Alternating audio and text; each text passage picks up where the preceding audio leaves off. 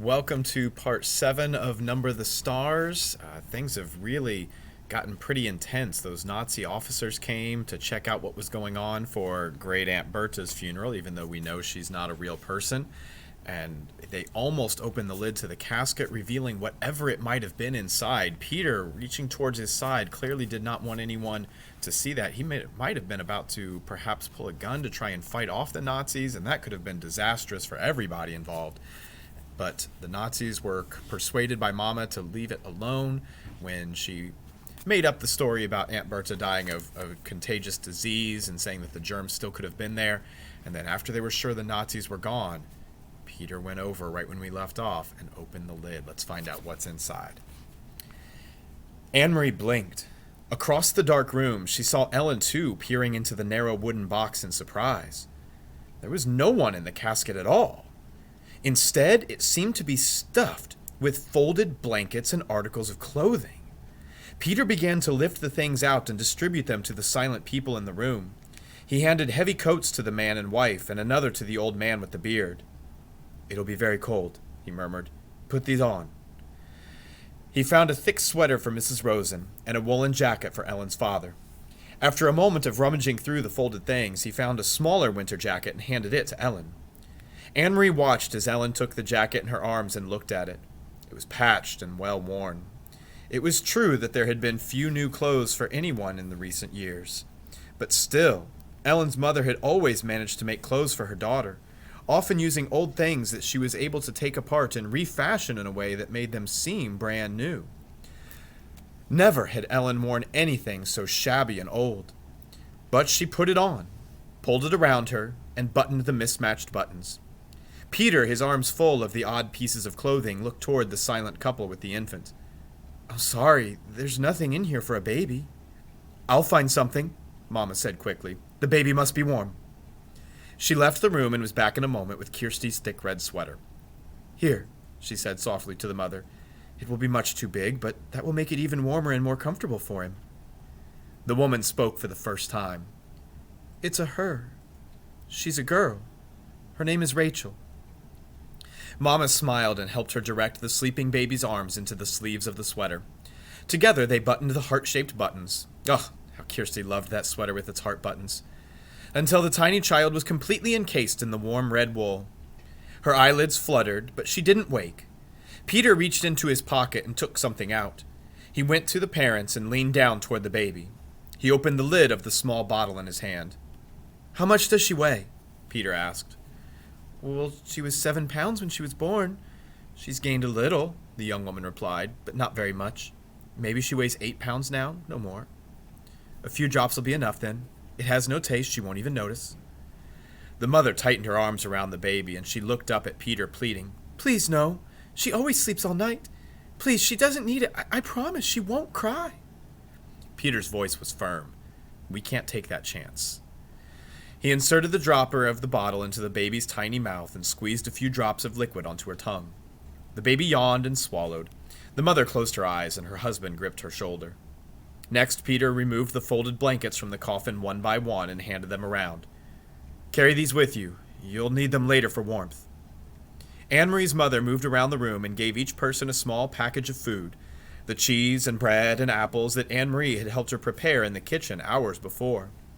Finally, Peter took a paper-wrapped packet from the inside of his own jacket. He looked around the room at the assembled people, now dressed in the bulky winter clothing, and then motioned to Mr. Rosen, who followed him into the hall. Anne-Marie could barely overhear their conversation. "Mr. Rosen, I must get this to Heinrich, but I might not see him. I am going to take the others only to the harbor, and then they will go to the boat alone. I want you to deliver this. Without fail, please. It is of great importance." There was a moment of silence in the hall, and Anne-Marie knew that Peter must be giving the packet to Mr. Rosen. Anne-Marie could see it protruding from Mr. Rosen's pocket when he returned to the room and sat down again.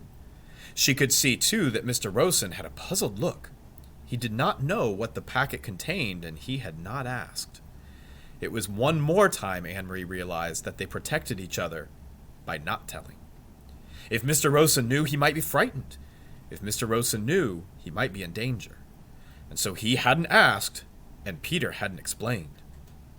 "Now," Peter said, looking at his watch. "I will lead the first group. You, and you, and you." He gestured to the old man and to the young couple with their baby. "Inga," he said. Anne-Marie realized this was the first time she had heard Peter Nielsen call her mother by her first name before. It had always been Mrs. Johansson, or in the old days during the merriment and excitement of his engagement to Lisa, it had been occasionally Mama. Now it was Inga. It was as if he had moved beyond his own youth and had taken his place in the world of adults. Her mother nodded and waited for his instructions. "You wait 20 minutes, and then bring the Rosens, but don't come sooner. We must be separate on the path so there is less chance of being seen." Mrs. Johansson nodded again. "Come directly back to the house after you have seen the Rosens safely to Heinrich. Stay in the shadows and on the back path. You know that, of course. By the time you get the Rosens to the boat," Peter went on, "I will be gone. As soon as I deliver my group, I must move on. There's other work to be done tonight." He turned to Anne-Marie. "So I'll say goodbye to you now." Anne-Marie went to him and gave him a hug. "But we will see you again soon?" she asked. "I hope so," Peter said. "Very soon. Don't grow much more, or you'll be taller than I am, little Longlegs." Be a minute. Anne-Marie smiled, but Peter's comment was no longer the light-hearted fun of the past. It was only a brief grasp at something that was gone. Peter kissed Mama wordlessly. Then he wished the Rosens Godspeed and led the others through the door. Mama, Anne-Marie, and the Rosens sat in silence. There was a slight commotion outside the door. Mama went quickly to look out. In a moment, she was back. "It's all right," she said, in response to their curious looks. "The old man just stumbled, but Peter helped him up. He didn't seem to be hurt, maybe just his pride," she added, smiling a bit. It was an odd word. Pride. Anne-Marie looked at the Rosens, sitting there wearing the misshapen, ill-fitting clothing, holding ragged blankets folded in their arms, their faces drawn and tired. She remembered the earlier, happier times. Mrs. Rosen, her hair neatly combed and covered, lighting the Sabbath candles, saying the ancient prayer. And Mr. Rosen sitting in the big chair in their living room, studying his thick books, correcting papers, adjusting his glasses, looking up now and then to complain good-naturedly about the lack of decent light. She remembered Ellen in the school play, moving confidently across the stage, her gestures sure, her voice clear. All of those things, those sources of pride, the candlesticks, the books, the daydreams of theater, had been left behind in Copenhagen. They had nothing with them now. There was only the clothing of unknown people for warmth, the food from Heinrich's farm for survival, and the dark path ahead through the woods to freedom. Anne-Marie realized, though she had not really been told, that Uncle Heinrich was going to take them in his boat across the sea to Sweden. He knew how frightened Mrs. Rosen was of the sea, its width, its depth, its cold. She knew how frightened Ellen was of the soldiers with their guns and boots, who were certainly looking for them. And she knew how frightened they all must be of the future. But their shoulders were as straight as they had been in the past, in the classroom, on the stage, at the Sabbath table. So there were other sources, too, of pride. And they had not left everything behind. Mr. Rosen also tripped on the loose step outside the kitchen door. His wife grasped his arm as he regained his balance. "It's very dark," Mama whispered as they stood in the yard with their blankets and bundles of food gathered in their arms, "and we can't use any kind of light. I will go first. I know the way very well, and you follow me. Try not to stumble over the tree roots in the path. Feel carefully with your feet. The path is uneven. And be very, very quiet," she added unnecessarily. The night was quiet, too. A slight breeze moved in the tops of the trees, and from across the meadow came the sound of the sea's movement, which was a constant sound here and had always been. But no birds called or cried here now in the night. The cows slept silently in the barn, the kitten upstairs in Kirsty's arms. There were stars here and there dotting the sky among the thin clouds, but no moon. Anne-Marie shivered standing at the foot of the steps. "Come," Mama murmured, and she moved away from the house. One by one, the Rosens turned and hugged Anne-Marie silently. Ellen came to her last. The two girls held each other. "I'll come back someday," Ellen whispered. "I promise." "I know you will," Anne-Marie whispered back, holding her friend tightly. Then they were gone. Mama and the Rosens. Anne-Marie was alone. She went into the house crying suddenly and closed the door against the night. The lid of the casket was closed again. Now the room was empty. There was no sign of the people who had sat there for those hours. Anne-Marie wiped her eyes with the back of her hand. She opened the dark curtains in the windows and curled once more in the rocker, trying to relax. She traced their route in her mind. She knew the old path too, though not as well as her mother, who followed it almost every day of her childhood with her dog scampering behind. But Anne-Marie had often walked to town and back that way. She remembered the turns, the twisted trees whose gnarled roots pushed the earth now and then into knotted clumps, and the thick bushes that often flowered in early summer. She walked with them in her mind, feeling the way through the darkness. It would take them, she thought, approximately half an hour to reach the place where Uncle Heinrich was waiting with his boat. Mama would leave them there, pausing a minute, no more, for a final hug, and then she would turn and come home. It would be faster for Mama alone, with no need to wait as the Rosens, unfamiliar with the path, slowly felt their way along. Mama would be able to hurry, sure-footed now, back to her children. The clock in the hall struck once. It was 2:30 in the morning. Her mother would be home in about an hour, Anne-Marie decided. She rocked gently back and forth in the old chair. Mama would be home by 3:30. She thought of Papa back in Copenhagen alone. He would be awake too. He would be wishing he could have come, but knowing too that he must come and go as always, to the corner store for the newspaper, to his office when morning came. Now he would be afraid for them, and watching the clock, waiting for word that the Rosens were safe, that Mama and the girls were here at the farm, starting a new day with the sun shining through the kitchen window, with cream on their oatmeal. It was harder for the ones who were waiting, Anne-Marie thought. Less danger, but more fear. She yawned and her head nodded. She fell asleep, but it was a sleep as thin as the night clouds, dotted with dreams that came and went like the stars. Light woke her, but it was not really morning, not yet.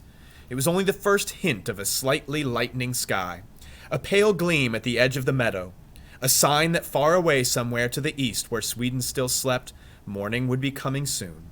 Dawn would creep across the Swedish farmland and coast, then it would wash little Denmark with light and move across the North Sea to wake Norway. Anne-Marie blinked in confusion, sitting up, remembering after a moment where she was and why. But it was not right, the pale light at the horizon. It should be dark still. It should still be night. She stood stiffly, stretching her legs, and went to the hall to look at the old clock. It was past 4. Where was Mama? Perhaps she had come home, not wanted to wake Anne-Marie, and had gone to bed herself. Surely that was all. Mama must have been exhausted. She had been up all night, had made the dangerous journey to the boat, and returned through the dark woods, probably wanting only to sleep. Quickly, Anne-Marie went up the narrow staircase. The door to the bedroom where she had slept with Ellen was open. The 2 small beds were neatly made, covered with the old quilts and empty. Beside it, Uncle Heinrich's door was open too. But his bed was unused and empty. Despite her worry, Anne-Marie smiled slightly when she saw some of Heinrich's clothes crumpled in a chair and a pair of shoes caked with the barnyard dirt lying on the floor. He does need a wife, Anne-Marie said to herself, imitating Mama. The door to the other bedroom, the one Kirsty and Mama were sharing, was closed. Quietly, not wanting to wake them, Anne-Marie pushed it open. The kitten's ears moved, standing up straight. Its eyes opened wide. It raised its head and yawned. And it pried itself out of Kirsty's arms, then stretched and jumped lightly to the floor and came to Anne-Marie. It rubbed itself against her leg and purred. Kirsty sighed, turning in her sleep. One arm, now free of the kitten's warmth and comfort, flung itself across the pillow. But there was no one else in the wide bed. Anne-Marie moved quickly to the window which overlooked the clearing that led to the path's entrance. The light outside was still very dim, and she peered through the dimness, trying to see, looking for the opening in the trees where the path began, looking for Mama hurrying home. After a second, she saw a shape there, something unfamiliar, something that had definitely not been there the day before. A dark shape, no more than a blurred heap at the beginning of the path. Anne-Marie squinted, forcing her eyes to understand, needing to understand, but not wanting to understand. Then she knew. It was her mother, lying face down on the earth.